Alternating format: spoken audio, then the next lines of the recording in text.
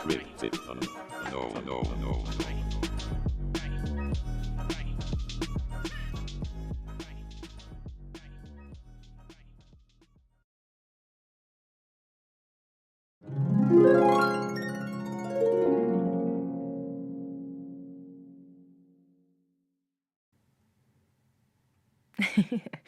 Good evening, everyone, and welcome to episode 48 of The Treat Show.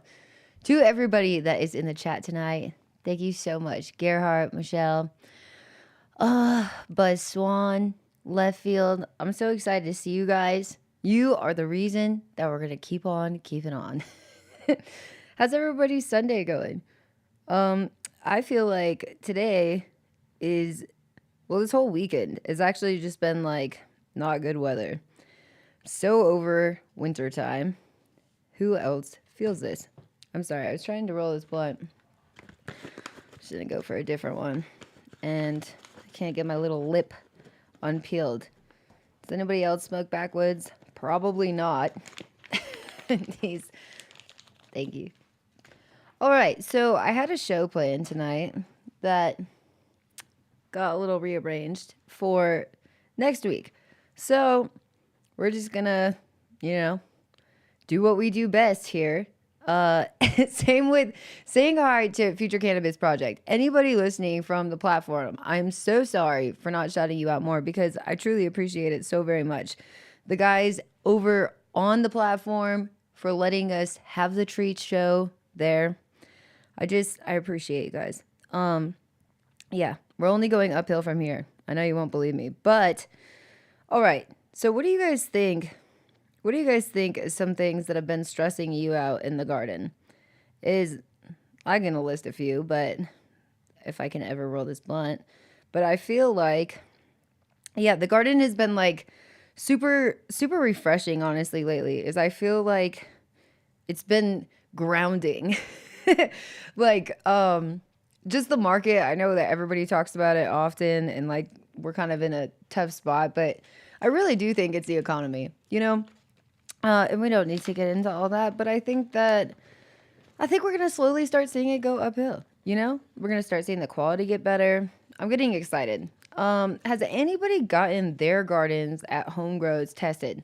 Just out of curiosity, I want to see who's using what labs. Like, are you using Toomey? Are you interested in testing? Are you not interested in testing? Because I've just been really curious about this. That is everybody going to like really try to like get a fusarium free garden? Or is this going to be like we just see bad plants coming up and we just throw them away and pick from our very best? Yeah, I just want to see everybody else's approach. I'm smoking this strain called Star Destroyer. Okay, I'll be honest. When I first got this cut, didn't care. Wasn't even that excited about it. Which is like I'm curious how to see how this runs. So we just harvested it. I guess a couple weeks ago, but yep. Today's the first day I'm smoking it. And honestly, this is probably the most like sativa like Durban. I don't even know. It's every terpene of like golden goat and any of those like Durban poison, any of that really sativa dominant hazy. Yeah, but I will say it's crazy because it is just like a haze. It's super fluffy.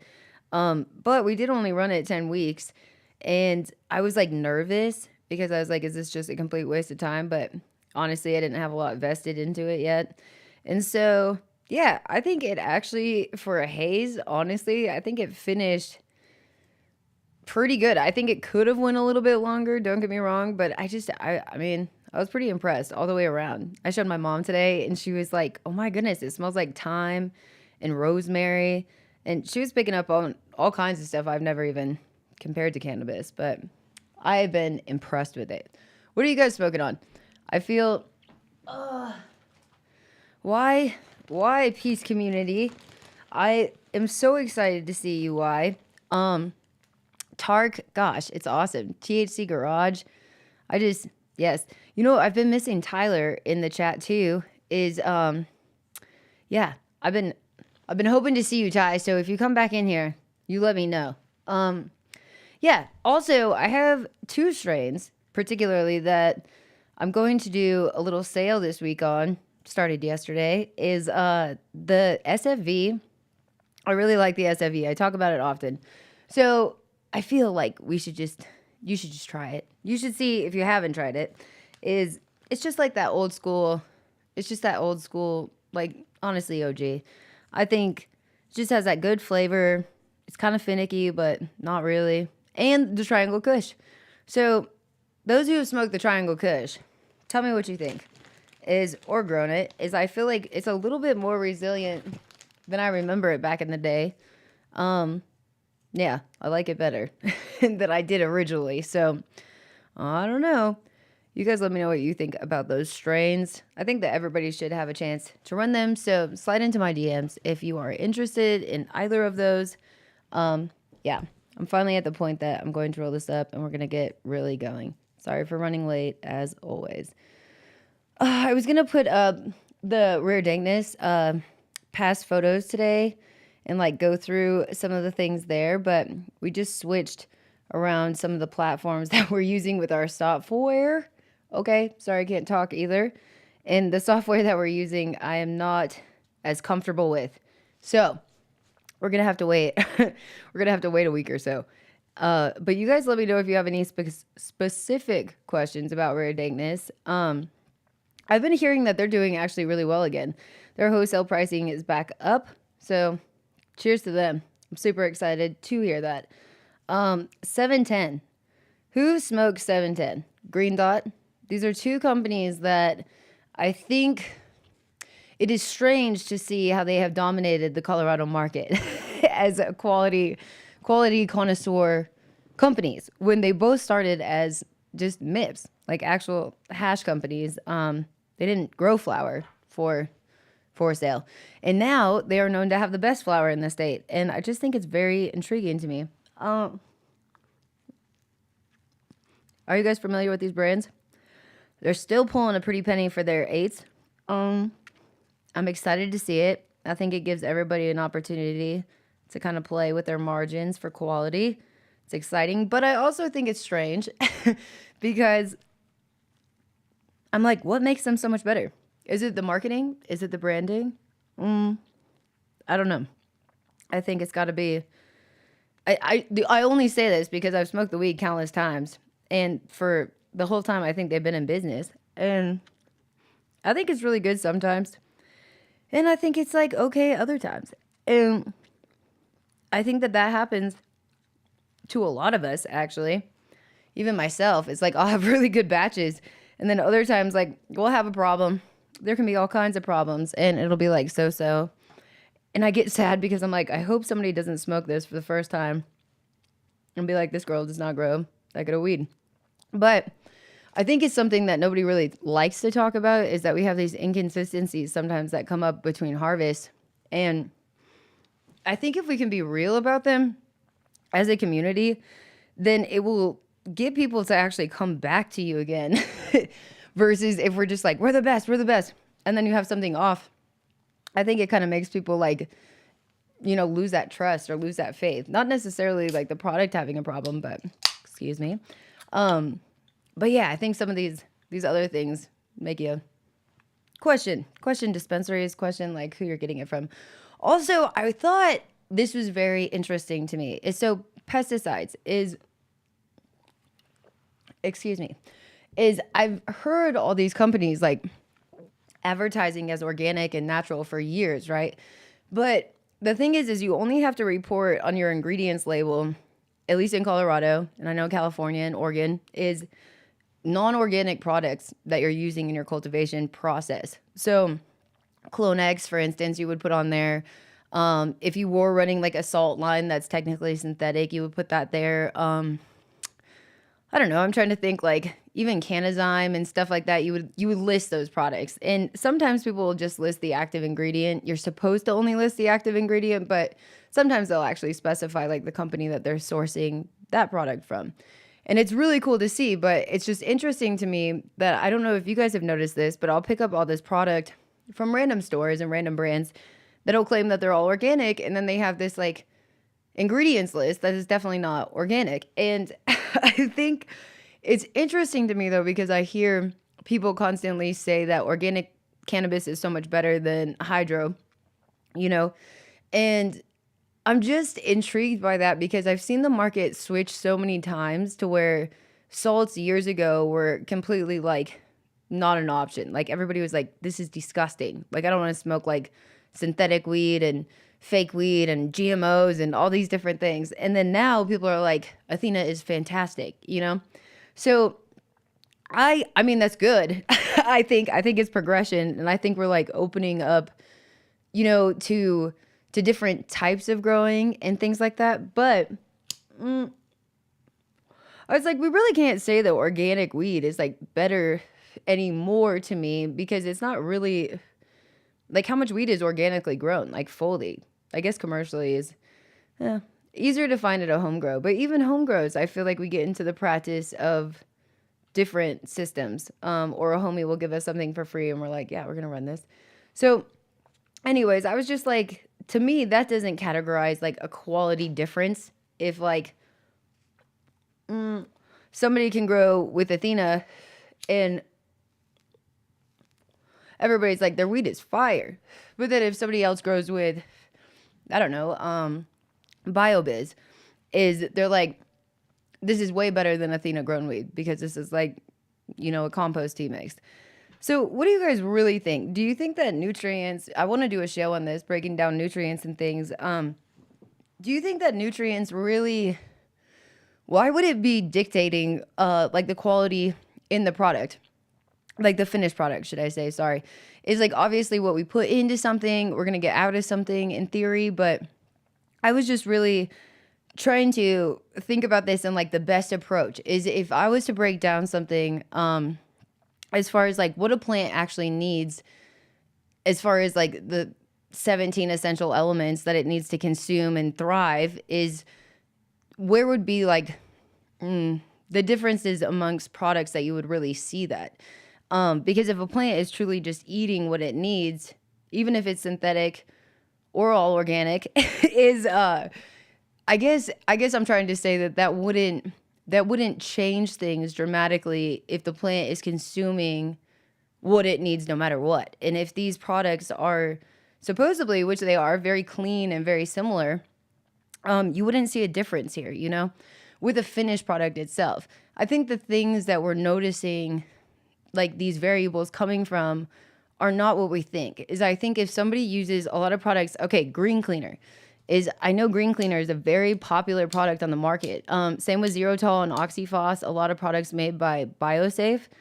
So if you use these products, they all have different purposes, right? Is they'll dry out your trichomes. If you're using them into flower, I'd say at any phase. Like, I guess if you don't have bud sides developed, let's just say week 1 and 2, you're kind of in the clear. But after that, you start developing these bud sites and it's like your plant, like even the leaves and stuff have this almost like dry, just a little bit drier. And I feel like this is odd to say, but I think that sometimes we notice these terpenes varying. Like even when you like open a jar or you open a bag of weed and like people are like, oh my goodness, this is so loud and it's in your face and you're like, I love this. I feel like there's parts of that plant's life that you can actually see, like the velvetness of the leaves, and you can see the water retention like actually in the nugs and in the colas, where it's just really like fully plumping out and it just looks so happy. And I think the finished product, you end up seeing that really come through transparently. But I think some of these products and essential oils that we use end up drying out the bud. And I think this is something that we're not talking enough about as well, is like we got to be careful with what products we're using. And I think even just like the actual texture of the plants themselves, I think express a lot of the finished product. You guys tell me what you think. I think even like when you're doing a full plant hang to cure them, that's a fine line as well of like, I'll have some people that only do it for like 5 days and they'll break down the branches and they kind of have like they'll still do big pieces, you know?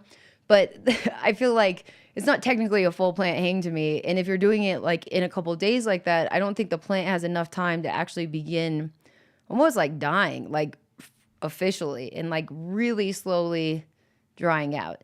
Versus if you take the 2 weeks and you hang it up fully, I think it can really, really make a difference if you get it as dry as possible, which sounds weird, and then you put it in a sealed tub, or the mason jars. Everybody loves the mason jars. I think no matter what you put it in, you want it to be airtight, but you want to burp it. I'm not sure if a lot of people are running into problems curing, but I think some people struggle with it for a long time, and especially in different times of the year and things like that, different climates.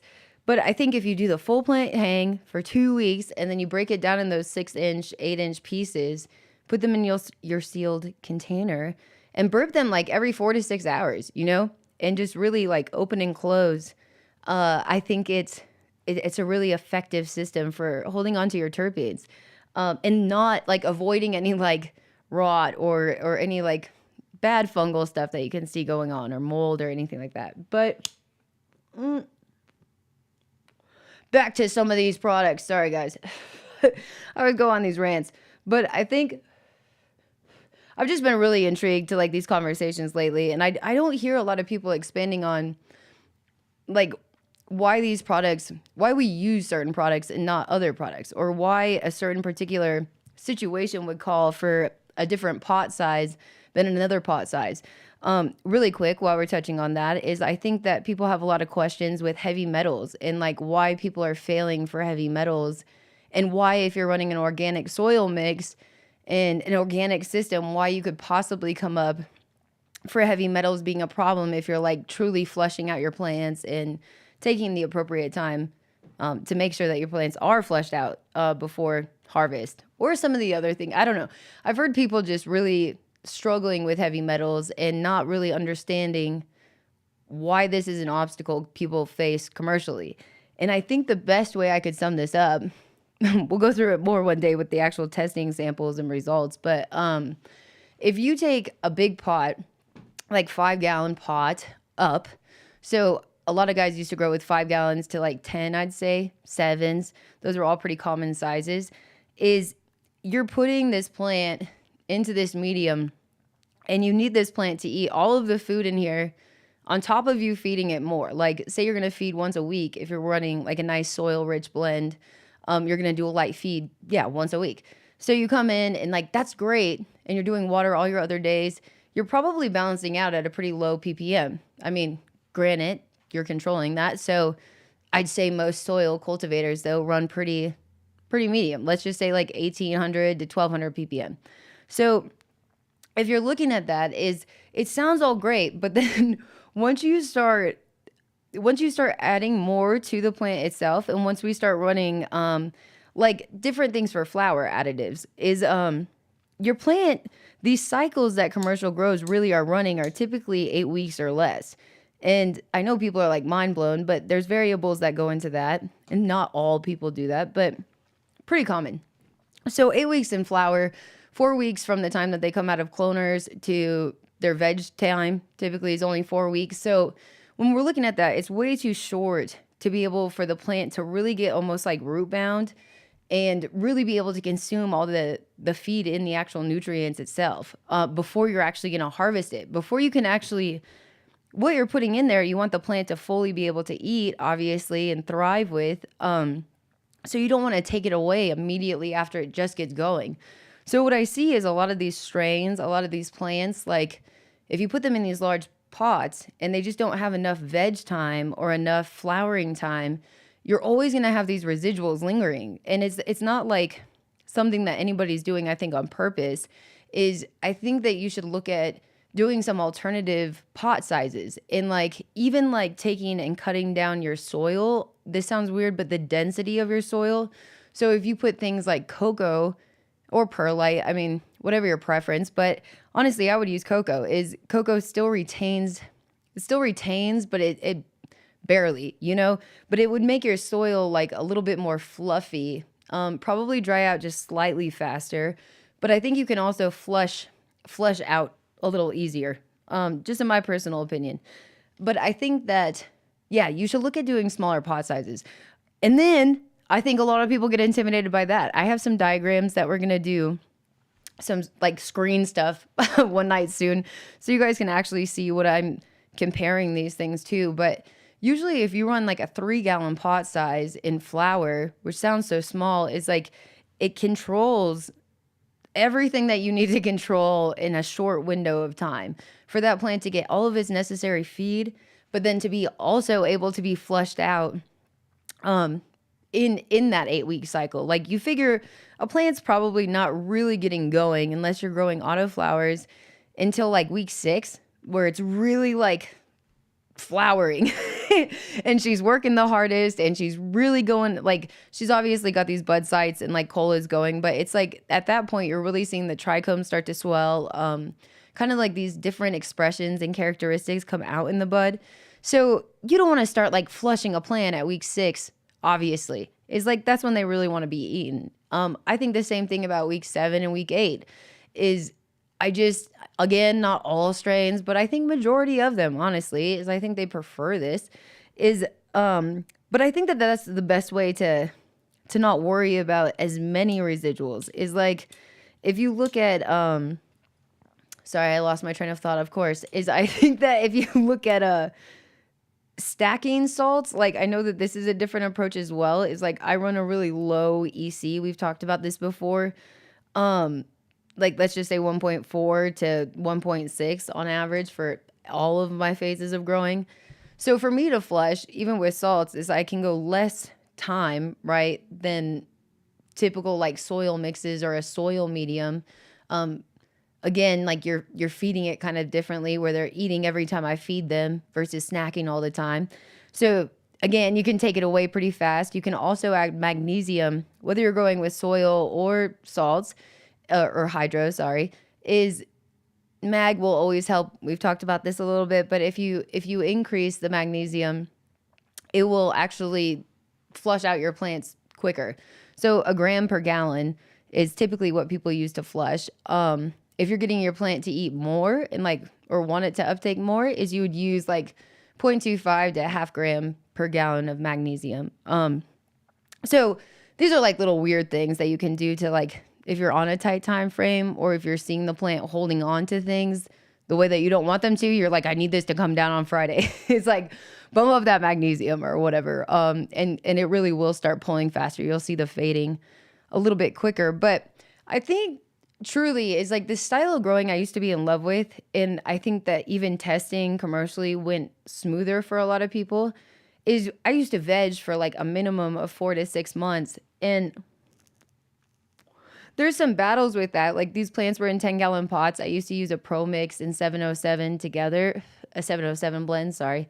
And I absolutely loved it. And I did use BioBiz as a commercial like compost tea, because we've got some weird compliance stuff that you can't mix your own teas and apply them to the plants. So BioBiz was my alternative to that. But so these plants would grow for 4 to 6 months, you know, before they'd even get flipped into flowers. So by the time they went into flower, they'd be like 6 foot tall. Like, if you're growing something like Thin Mint or the Forum Cut, or just like some of these squatty, like even like LA Kush, or those plants were so small and they would maintain that size, like of 6 to 8 feet finishing, you know, as squatties in our garden. And then the big ones, strains that really thrive, I guess, with height is like our hazes, like we talk about, Ghost Train, Cali Mist, the Jack Herrera.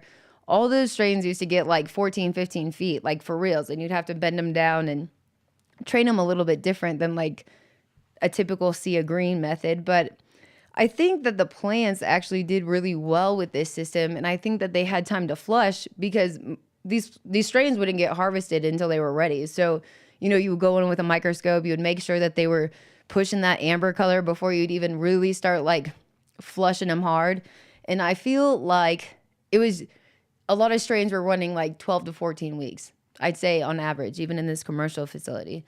And they would dump, though. They had like pretty high potency at the time. I mean, we were testing highest in the state for potency. And I know that people get mad when I say potency with THC, but back then that was once again the only thing they were looking for. And so these numbers would be in the upper like 30s. And at the time, like anybody really close was like 27, 28. And that was fantastic. But I'm seeing some of these things where the strains are going down in potency overall, like with these other cannabinoids that go into that. And I wonder if there's some factors that we're seeing from just not finishing these plants long enough, or using these other products in addition to our like standard feeds that are just not like benefiting us. Like, I don't know. You guys tell me what you think about all this. I'm going to make sure that if I look in the chat, I'm not missing any questions, or not saying this completely poorly. You guys let me know. But I think staying on the lighter side of feeding, though, as a whole would really help with this. I think products like aloe vera, bat guano, kelp, like a lot of these things are they're really high in like,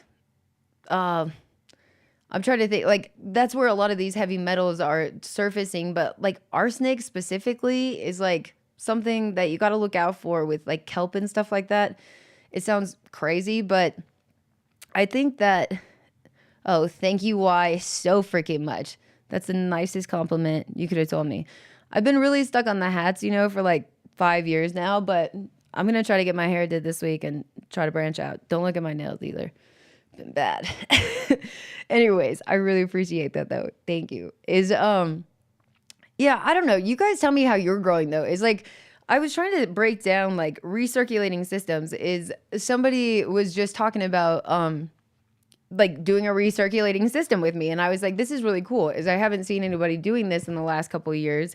Recently, is a lot of people have just drained to waste in various different ways, but I think that like the last recirculating system I ever installed was at Harmony Extracts, and my lighter is shitting out. My blunt will not stay. I am having technical difficulties. Sorry, guys. But thank you. Got weed in my mouth now. So classy. Okay, so Harmony Extracts, they had some obstacles with like space and plant count. So this is like the cool part to this job, I think, that I really want to dive into in a classy way is and show you guys more pictures, is they had this hallway. So imagine like an old school building. This is probably like the best thing I can compare it to. But it was like a small hallway that was probably like, I guess like a standard hallway, but like maybe 8 foot in width, maybe.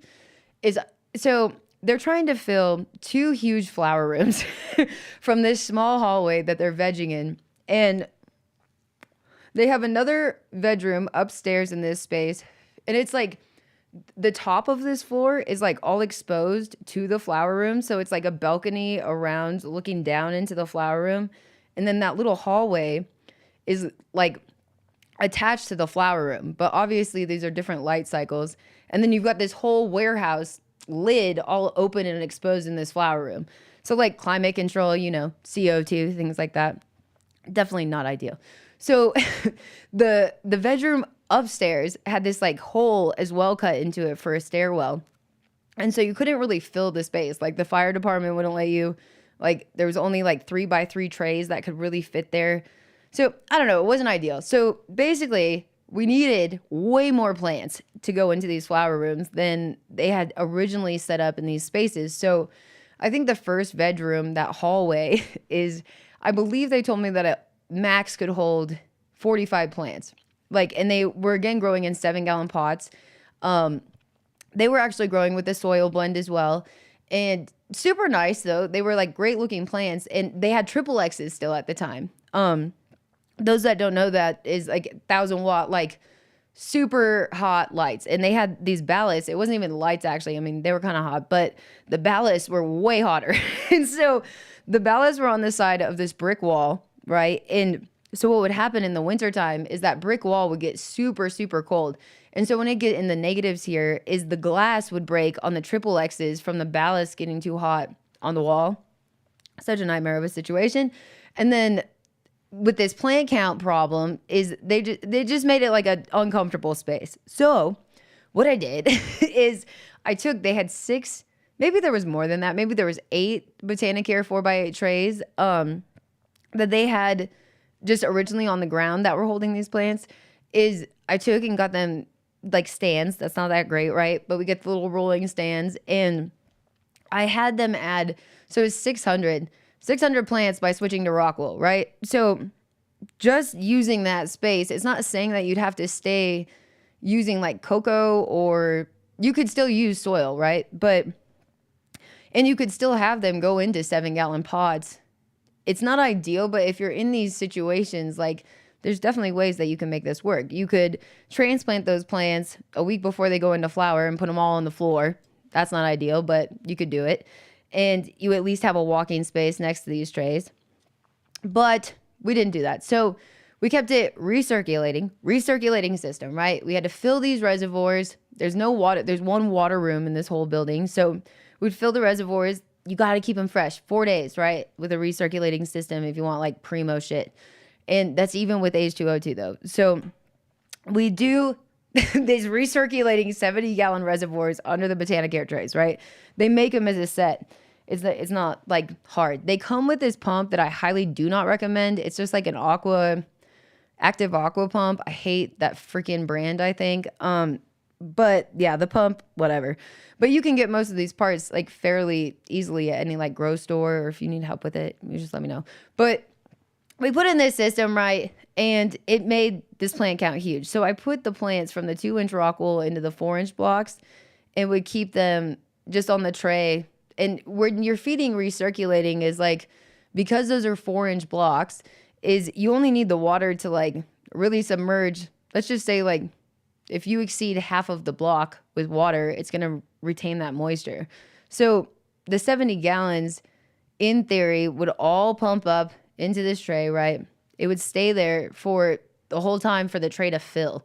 So that's really not long. Say it was like 7 minutes. And so I feel like it would do that a couple of times a day. And like I said, we would change out our water once a week, not twice a week. And it was way better situation. But nobody there really wanted to grow hydro. They were like, now everything's ruined. And I feel like this is this misconception that we all get into is rock wool is interesting because rock wool is a sterile medium, right? So it kind of gives you an upper hand with pest and disease issues. Like out the gate, we're trying to protect that root ball, like most importantly. So just as something to be open to, right, is if you start in rock wool only and then you do whatever you like, is it does like help you in this regard. So if you can keep it sterile, they were combating some other issues, is you keep it there and you plant your medium. So like the 2-inch block I would put in the 4, but I would put that on top of cocoa. And so the reason why I would do that is the cocoa would fill my pot all the way, and then the rock wool would just rest on the top. And it protects your root ball from like getting puddling or anything like that into the root ball. And even things like powder mildew that you'll see surface from rooms if you're like top feeding or some of these other things will become issues long term, or like even algae and stuff like that. You can run into algae with rock wool, definitely. It's this ideal climate too. But H2O2, I think it protects you. And then you have the cocoa as a buffer, right? Is the rock wool would be fine by itself, but essentially it's no medium. That's what's weird about rock wool, is it's enough that it's not nothing, but it really is nothing. Like it's not, your plant's not eating from it. It's not doing much. It's just a nice little buffer that if your pump goes out or if something goes awry, it has something to again protect that root ball. But it's not like what people think. Is you just more got to look at it like a nothing medium. And then when you're putting that in the cocoa, is the cocoa is such a light medium and you don't have to worry about a lot of like bug contaminants. You still risk like things like fusarium. But you can sterilize it a lot easier. It's a lot lighter to work with. You get a lot more out of like a pallet. So anyways, there's a lot of pros to it. Again, you can make it sterile. I know people are like scared of sterile things, but you can always inoculate them. So it makes it awesome. So if you do the rock wool into the cocoa, just to keep, again, this is just keeping the plant safe enough that if anything goes awry, it's okay as far as like pumps and water, right? But it's really not like relying on these mediums as much as it sounds like. Is by the time that you actually harvest that plant, is it's usually just roots. You won't see anything else. You'll tap it out of the planter and it'll just be roots. You won't see any cocoa. And it's like crazy, but it really, I don't know. I think it's a fascinating thing that we should all try. I think you should all try. Give it a go. You can do it with veggies and so many other plants. Like, I think that this is something that we shouldn't be scared of as far as like a contaminating product or something like that. It's actually better for the environment in a lot of ways right now if we can like all slowly make these transitions. Not saying you have to do it, but I think being open to it is something that we should try to do together. What do you guys think? How is the chat hanging in there? I know I'm just going on rants tonight. Freaking fire. I'm sorry.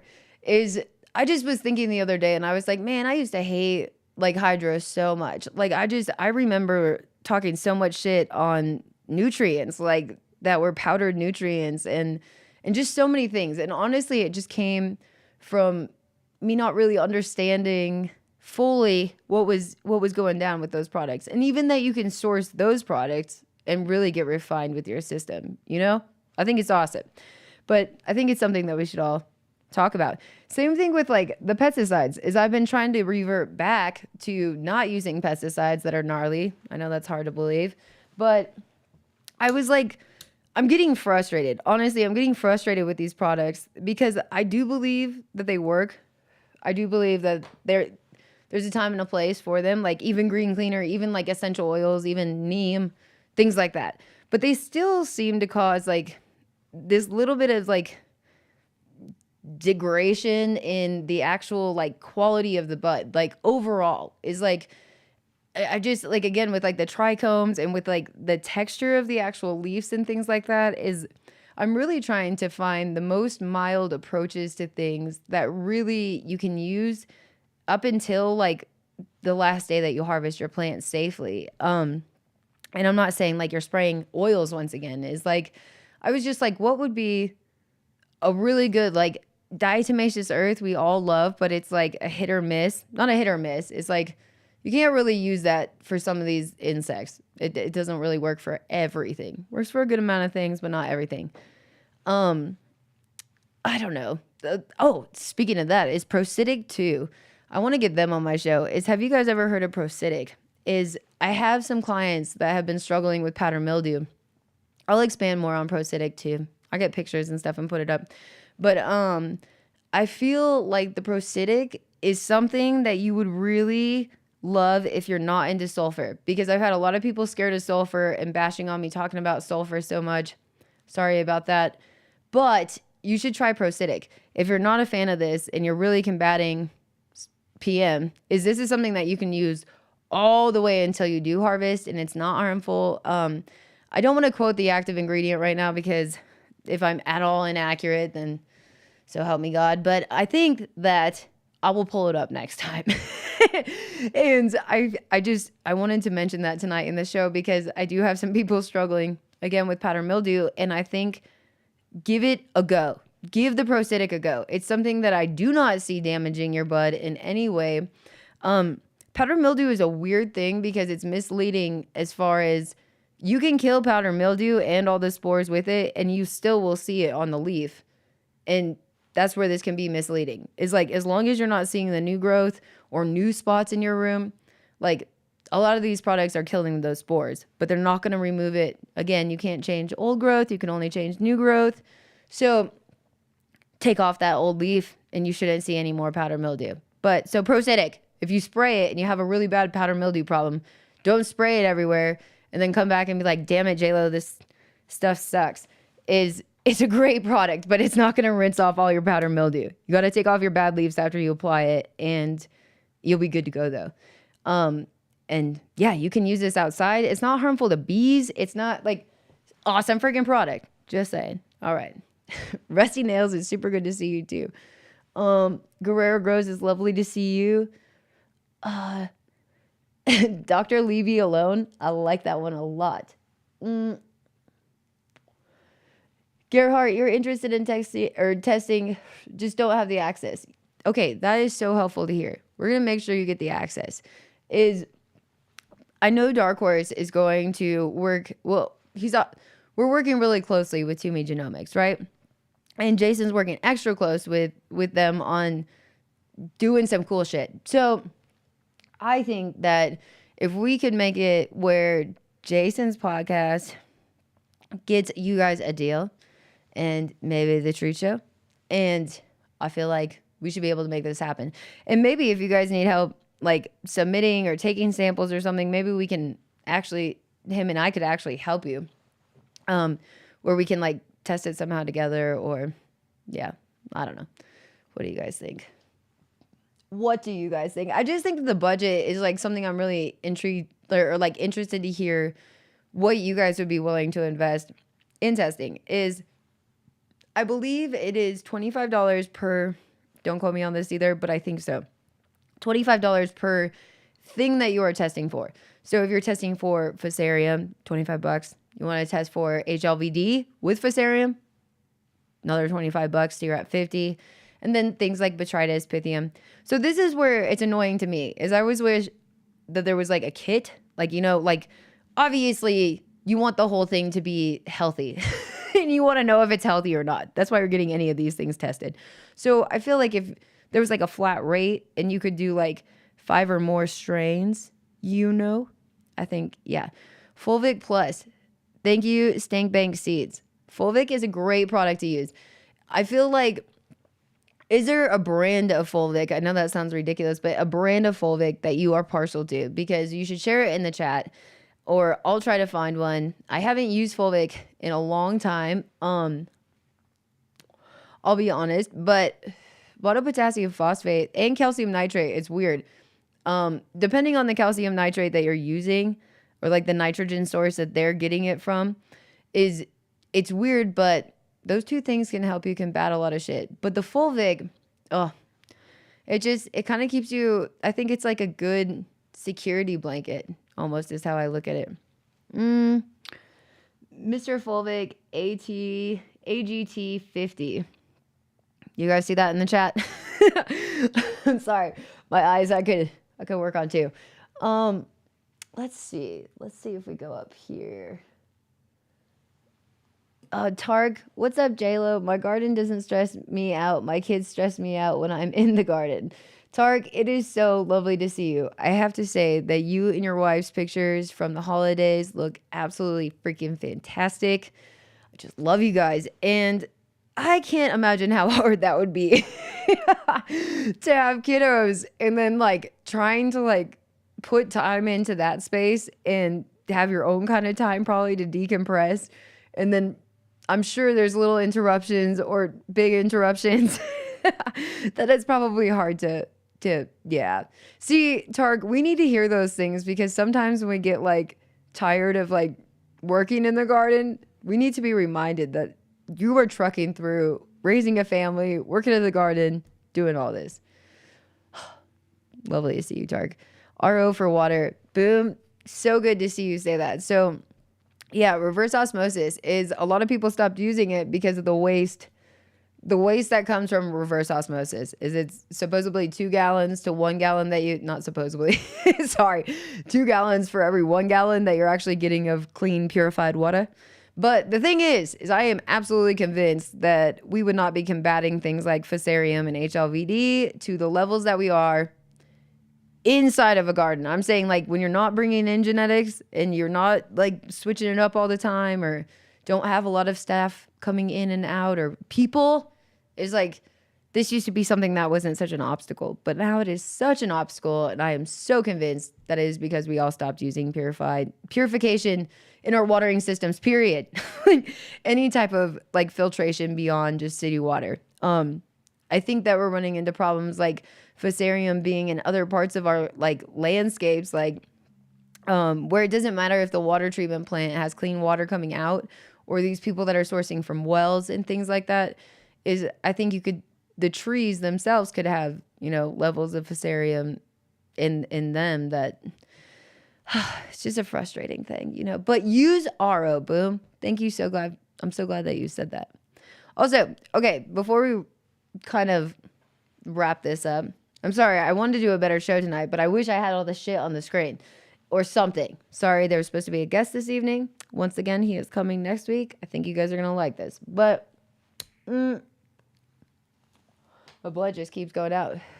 But I want you guys to know that I'm going to start doing seed drops every show that we have. If there's a new seed drop, of course, I can't really do it if there's not anything new. But my favorite breeders, right? My favorite breeders, my favorite drops is I'm going to start putting them on the show so that you can find the links in the description bar. On here, I will also update all the descriptions on the last couple shows. Sorry for that. Got a little crazy these last couple weeks. To my home-growing clients, speaking of that, thank you so much for bearing with me through all this shit. I got a little flu bug last week, and I just appreciate everybody working with me. So freaking nice. And those that are purchasing clones. I really cannot thank you enough. I will say that I am doing everything at all costs to not get an investor, okay, or work with anybody like that. So all the money that comes from these seed sales or clone sales or anything does go back into Treat.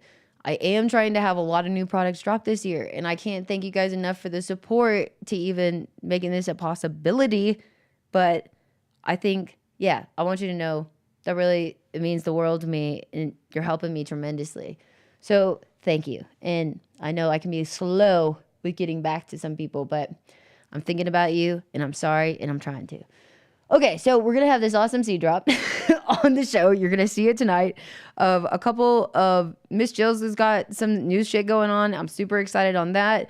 There was like some Jilly Bean crosses with new shit, and it was just like cool. I'm super curious to see how those are going to come out. I want some. There's also, we got Swerve up there.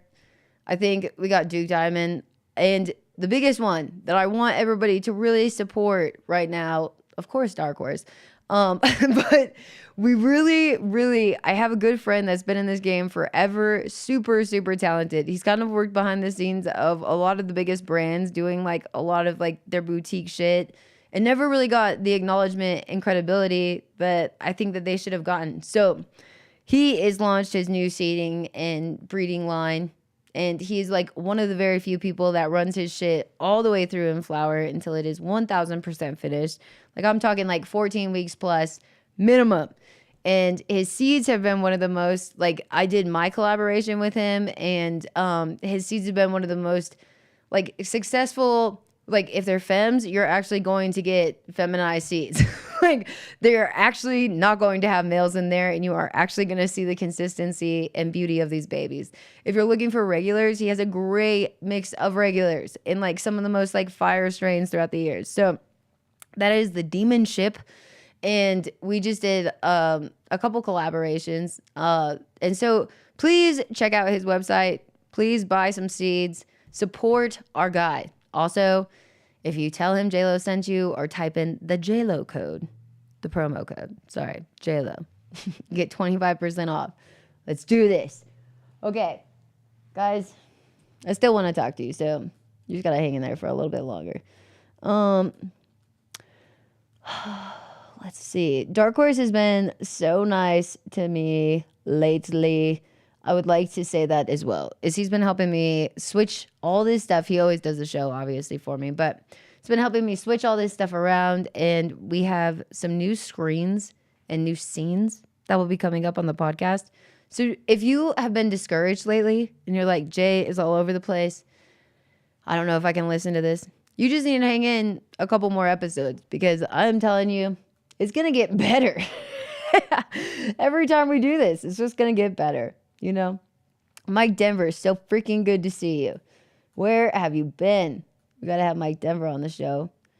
Yeah, what do you guys think about those cure times, though? What do you guys think is the ideal cure time? I've had people, like, ask me questions, too, on, like, can you keep weed a long time? So I feel like, yes, absolutely. This goes both ways. You have to do it properly, though. So that means, like, properly cured before you actually airtight seal it, like dehydrate, lock it in a dungeon, you know, in a nice black space. Is like it has to be completely cured. No risk of like any mold or anything like that going on. But I think that if you do that right, I think that you can have that weed in that jar for like, I mean, years, but I think that it honestly ages better. I think that some of these strains, not some of these strains, I think if you did it properly, I think we would all be smoking weed that was like 6 months to 9 months in age. I think that sounds ridiculous to most people, but I really think it's something that we're going to start moving in the direction of, I guarantee.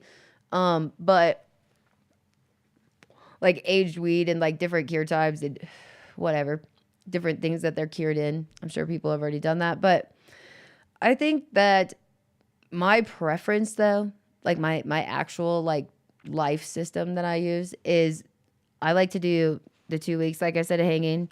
I like to do 2 weeks in that little bin, like with the 6-inch to 8-inch branches laying like diagonal, not flat. And I like to rotate them, burp them around, or burp them, move them around every day throughout the day. And yeah, I do that nonstop over the 2 weeks. And then, you know, as they hydrate back, then I open it again. And as they dry back out, like open, close, you know, for 2 weeks. And then I put them in glass jars. And then I burp them occasionally in the glass jars, you know, kind of shake them around. I don't fill the jar all the way. That's like one of the first mistakes I ever made. So I thought it would be awesome to pack the shit out of all these jars and then like just mold it out on my weed. Super awesome. Has that ever happened to you guys? I think that's a Debbie Downer. I was thinking about like cardboard boxes and like shoe boxes and closets and cabinets, like all the places that we used to cure, like when I was like young. I'm saying we're whatever before the industry is just like people taking like rods in like the tiniest pantry space and like putting their little branches across and like, I don't know. It's like funny to think back on these things. People taking like weed off of the plant, like fresh, and being like, oh, I gotta go smoke this. It's wild. Freaking wild. Now people are like, I don't smoke shit with stems, or I don't smoke shit that looks like this, or I don't know. People have like the craziest shit to say now. I think it's wild. They'll be like, this is too tight of a trim job. This is too loose of a trim job. Like, dude, I get what you mean within reason. All right. Struggle. I think triploids will catch on. And is it better, bud? I mean, I think that this is weird. Okay, like everybody's gonna attack me for saying this, but I'm glad that you said this. it's like GMOs, right? Like nobody likes GMOs. Like nobody goes to the store and they're like, I want an apple that was just GMO'd up. Give me that GMO corn. You know, nobody's like begging for it. So I don't know. I think that this is strange to me that we look at cannabis differently, that we look at like altering these things differently. Like these times, like to be able to get the same quality product in a third of the time or half of the time, or breeding like multiple of the same parents, like even like some of the back crossing. I know this sounds weird, but I was just like, what in the fuck are we actually doing? It's like, this is like a weird, I don't know if I'm into it. Like, and it's weird to say this, like being at all into breeding. It's weird, but I am so like getting further away from it. I know that sounds completely like sad and like not what anybody wants to hear, but I'm just kind of like questioning now, like genetically, like what is this that we're trying to do? And I don't know. You guys honestly tell me though, because again, I keep talking about having a show like this, and I know Andrew wants to talk about this subject way more, and I would love to talk about it, and I would love to hear Hippie Zombie what you really think, because I think you're absolutely right. I think it is moving in this direction, and I think I'm just curious of like, what does this look like 10 years from now? Is when I look 10 years back in time at genetics and like how much Girl Scout cookie was 10 years ago, and maybe a little bit longer now. It's like some of that shit, and like to what it is now, and now how like everybody loves Runts and gelato and things like that, and they are wonderful strains. Like I really got to stop bashing on these things. Like they really offer beautiful characteristics and flavor and all kinds of shit. They grow great, whatever. But I think that it's weird that we're getting this diluted puddle though. And to me, that like growers now are striving for less and less time and like, I guess like a smaller plant, but like heavier yield. And I don't know. I know that this sounds like progressive. This sounds like good, but I think that I don't like, I missed the challenge that was like the real challenge of growing. You know, like I loved growing Mars OG and having it and nobody else having it because it was so fucked. Like, you know, everybody had it at one point in time, I think, or they'll tell you that. But they all lost it because it's a mother trucker to grow. You know, it's just pissed. It's just pissed. It will give your room powder mildew and it like won't have powder mildew. It'll just be thinking PM and it's just, you know, like it's just, I feel like she's constantly flipping you off, but it is hands down one of the best OGs I've ever smoked. That's just a true OG. You know, it doesn't yield worth a shit. It doesn't look great. Probably tastes like shit. I don't know, but it's just everybody went to Pink House for it. Everybody wanted it. It placed in like every competition. I don't know, but same with Phantom. Phantom's a gorgeous girl, but like she's a bitch. You know, she's got purple. That was cool at the time. It was like something that was very rare to see. But I liked that you had to like be down for growing it. Larry OG was the same shit. It was like so sick. Like looking back, like definitely, I don't know, maybe HLVD before HLVD. It's like I just didn't grow great. And it was this cut that was from California. And I swear it was just like in parts, like I feel like everybody in Colorado had the same cut. And I just grew like shit. But I feel like if you dialed that plant in with watering properly, it's like it would just crush. It was like sour diesel in that way. If you just nailed it, it would just, ugh.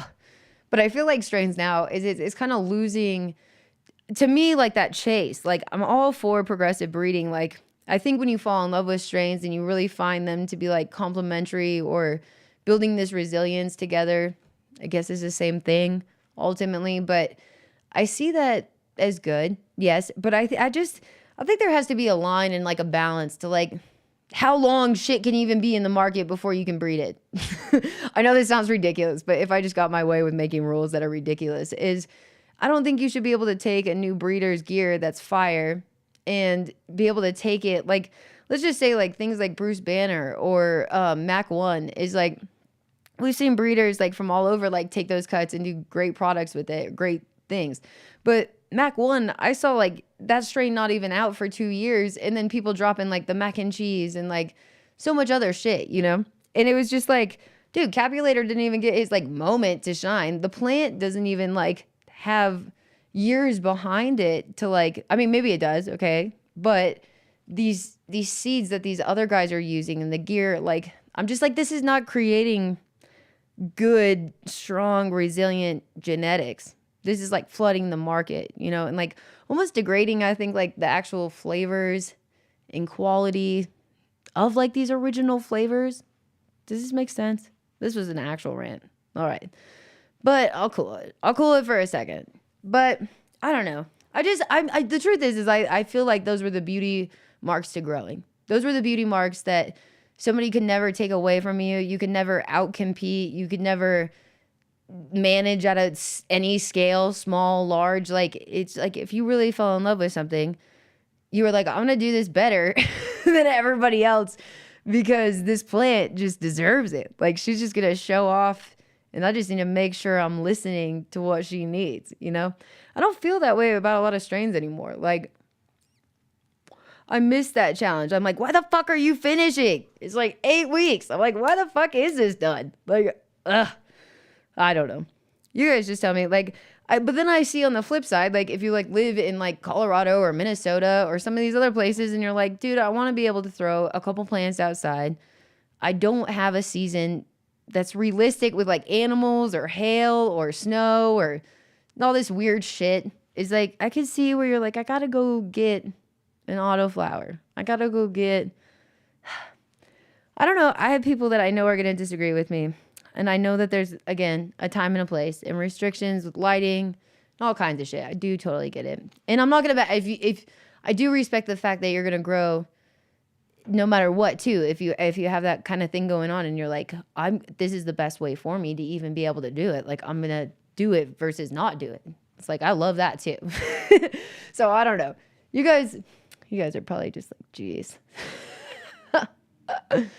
Oh, BioAg, I love this. Paper bags. JLo, how was your Valentine's Day? My Valentine's Day was so fantastic. You know, Dark Horse, great date. I feel like It was really cool. We did actually, I mean, we went to dinner like normal, nice dinner. But yesterday we went to see RZA, and it was like the Colorado Symphony. And honestly, it was just fucking awesome. Like, it was like the coolest show. Not what I like. I didn't know what to expect. I was like Jason was even like, what do you wear to this? Like, do we dress up? Do you dress down? Like, I don't know. But we got seats that were like pretty good seats. I'm pretty sure you couldn't get any bad seats in this place the way it was laid out. It was like a really small mini Pepsi Center, like really tiny, I feel like.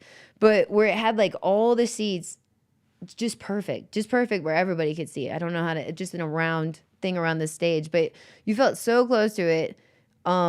And like seeing the Colorado Symphony with like RZA, and I can't say the other guy's name. I know that this is really fucked up, but I can't say his name right, so I'm just gonna skip it. That's what I do.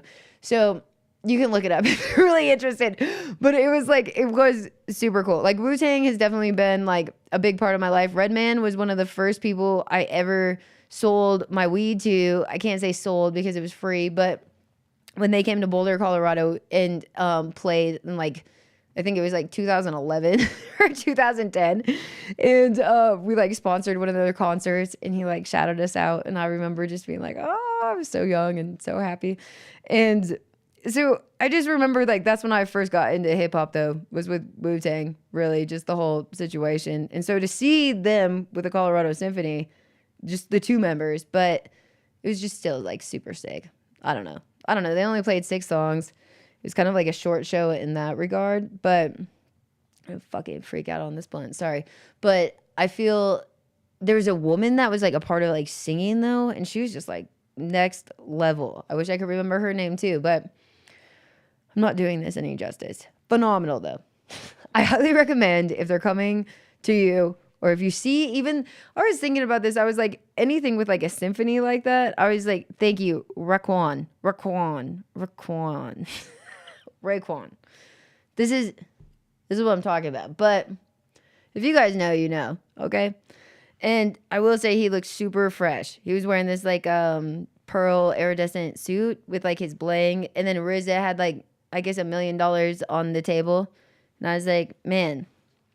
Well, I had a lot of thoughts that I won't share right now, but I was just like, that is interesting. That'd be cool to have $1 million just chilling. You know, just sitting on the table right now, sitting in front of my podcast, just $1 million. Don't worry, you guys. You'd be getting money in the mail too. Okay, so should we wrap it up? Because I feel like, Mike Denver, first and foremost, how was your Valentine's Day? I know you got a little lover baby out there. What is going on? Has anybody gone to Bar Turp Town? I know that you guys have been doing it. I know that maybe the weather's not nice enough. I saw some cool posts on Adam's page, and I was like, it looks like they're doing cool shit over there.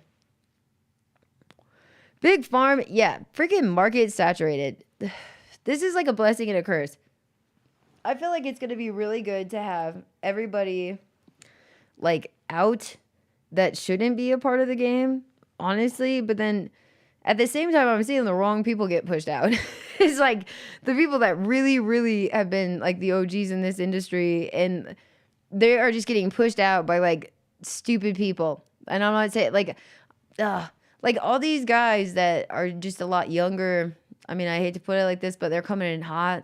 Maybe they're doing cool stuff. Maybe they're not. I don't even know, but they're better at marketing. And I feel like, or they haven't like hurt anybody's feelings yet or something. Something's going on, but I've just noticed like a lot of these guys that are turning and burning, like breeding, like when we're talking about that shit, like, geez, like the new strain a week, like super cheap packs and shit like that. Like, honestly, I get the budget thing. Do not get me wrong. If anybody hits me up and like really wants something and is really struggling, I know times are fucking tough right now.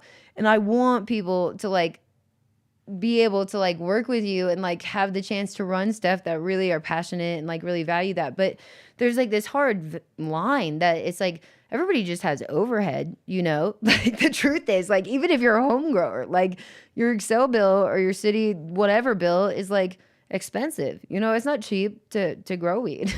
and I feel like now it's just getting so hard to like I know a lot of breeders that won't even do a seed drop right now because it's so competitive to like put that much time into it, or really take the years of like, you know, going into your gear and like actually crossing it again, and working with your same gear for 2-3 years before you drop an actual seed drop. Like, you know, these guys aren't doing that. And then I feel like if you wait all these years, you could get left behind, is like this feeling that we're all struggling with. Who knows?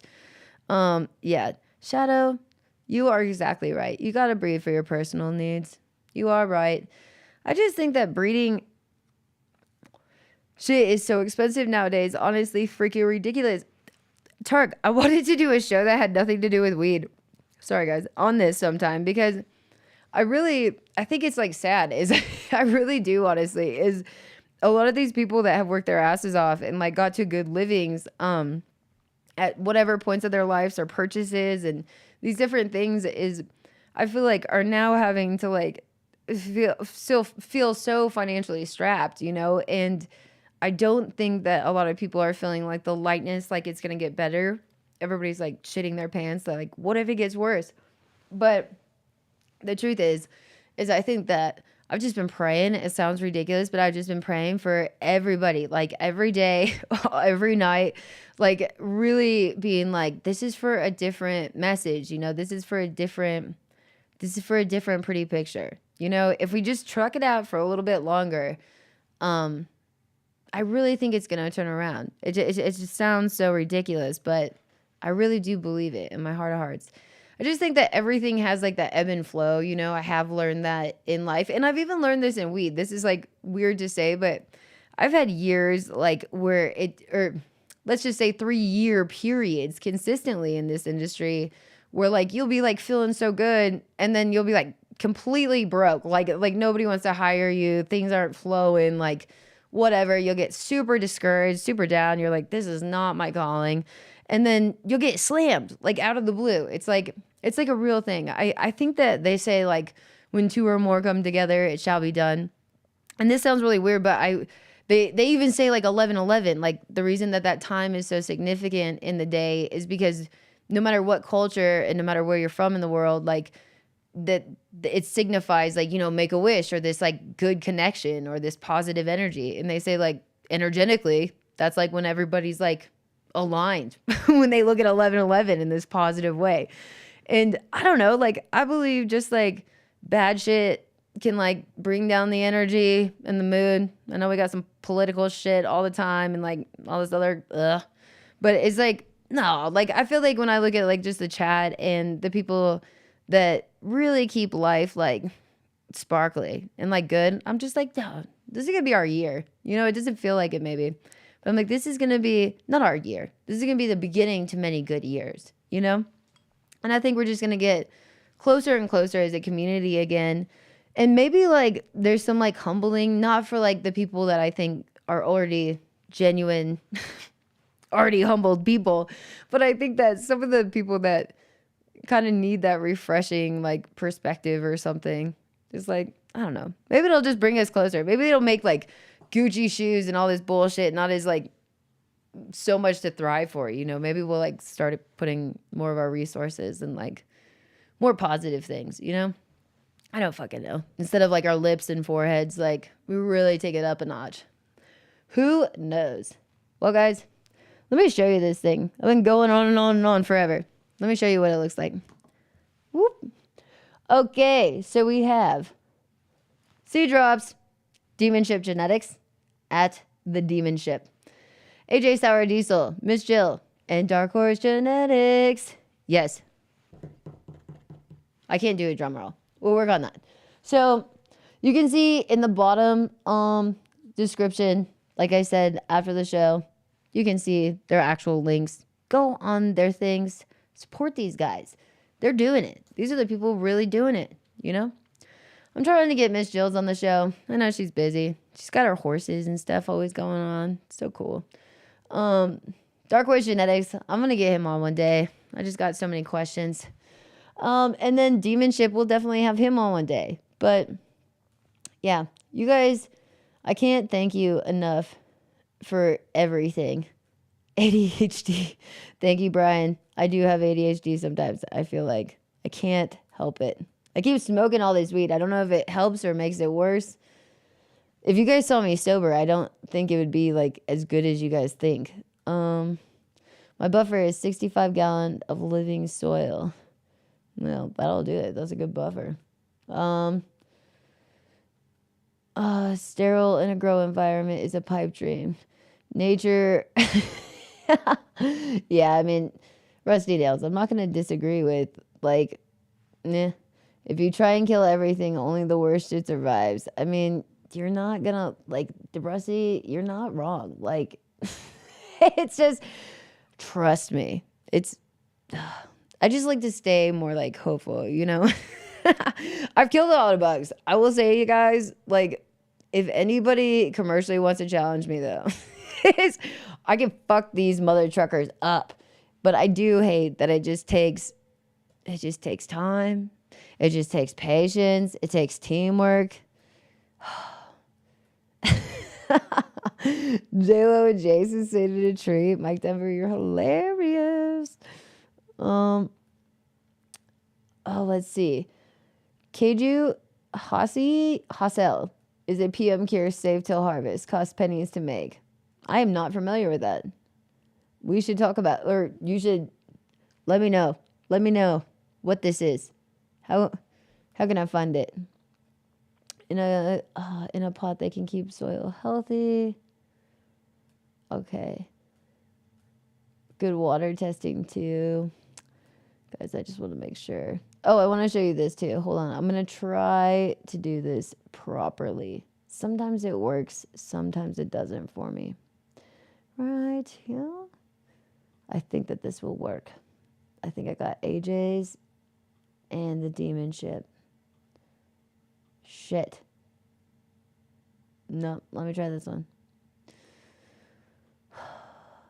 No.